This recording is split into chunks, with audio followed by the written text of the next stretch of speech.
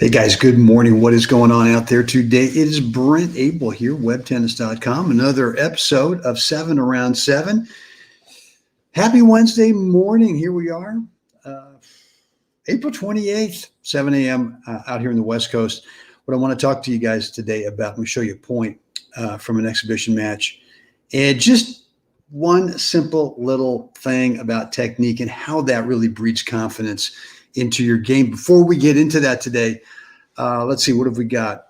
Listen, if you want to help support 7 Around 7 and web tennis, as you can see in the picture there, there's a image of a t-shirt. They are the web tennis on YouTube t-shirts, men's and women's, lots of different colors, obviously different sizes. It's not a one size fits all. Down below in the description area, you can find the link that'll take you over to webtennisgear.com. And when you pick up a shirt, one or more shirts, I'm going to give you a free, as a gift, one of my stroke technique courses, full course, $97 course, my way of saying thank you as a gift. So right down below, webtennisgear.com is where the link is.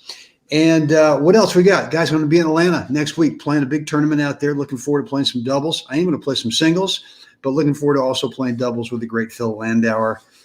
So if you're in the Atlanta area, I will post the link to the draws once they are made available. And so you can see when I'm playing, where I'm playing. They've got a couple of different clubs in the beginning. So, but yeah, if you're around in Atlanta next week, would love to have you come up, introduce yourself, say hi. Let's hang out for a little bit.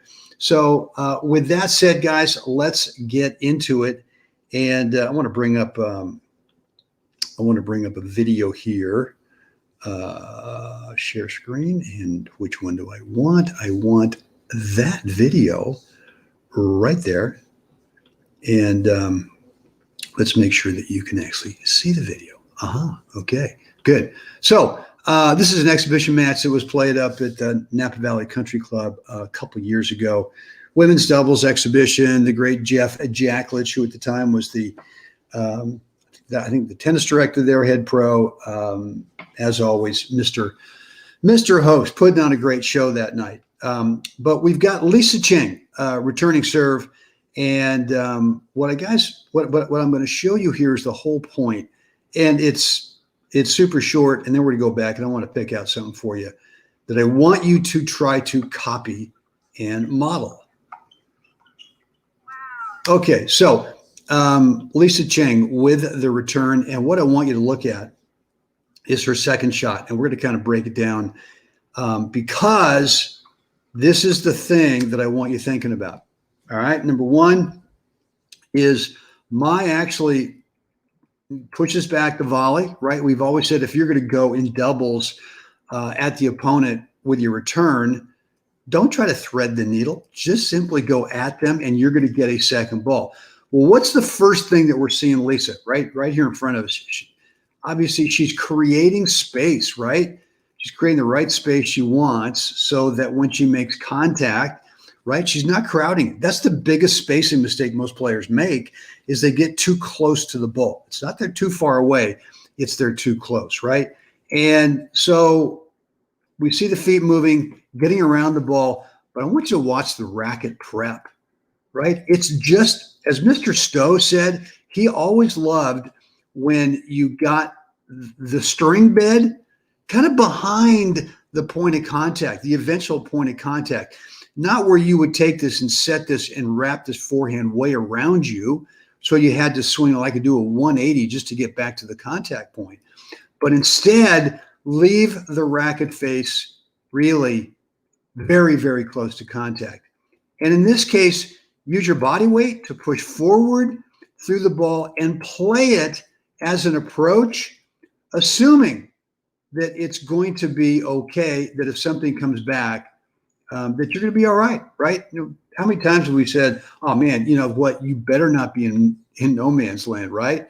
Well, this kind of goes against the grain because if Lisa stays back here, first of all, the ball's going to be bouncing too low, but I love the geometry, right? She takes the ball at the top of the bounce, right?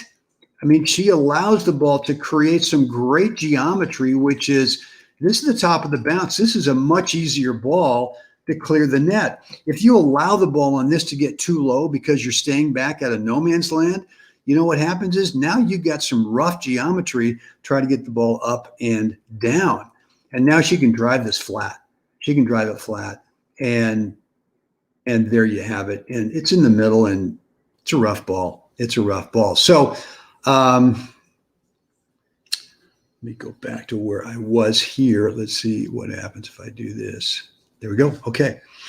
So that's it. What I really want you to be thinking about today, next time you're on the court, is try that technique of setting your racket, the string bed, behind the eventual point of contact. Obviously, we're not going to leave it right at the point of contact. It's going to be somewhat behind, but you don't need a huge racket take back. You don't need this big racket back thing where it's either wrapped way behind you, where it's way back behind the point of contact on kind of a linear swing path, even though the shot I showed you was pretty much a linear swing, right? But Lisa created the great geometry with getting the ball up high, not up high, but let the ball get to the top of the bounce, and then just drove it flat and used her body weight moving forward, played it like a semi-approach shot, and there you have it. So I hope this has helped, because simplified stroke technique,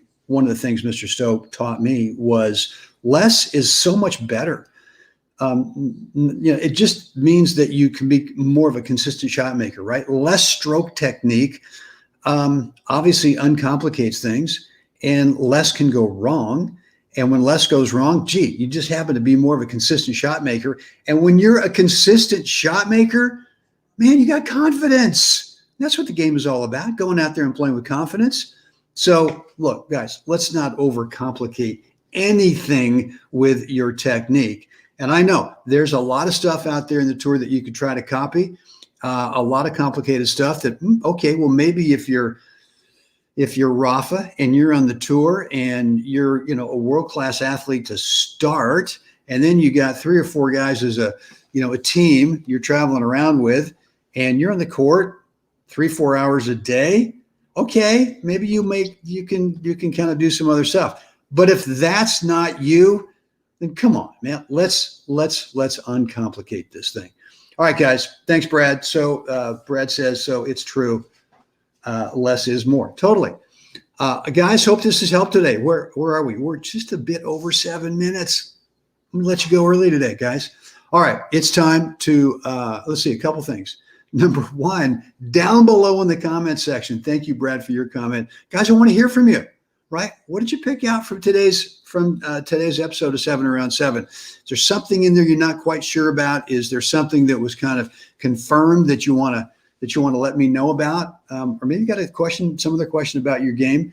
Want to know about that too. Down below in the comments area, let me know, or you can direct message me at Facebook, or you can shoot me an email, brent@webtennis.com.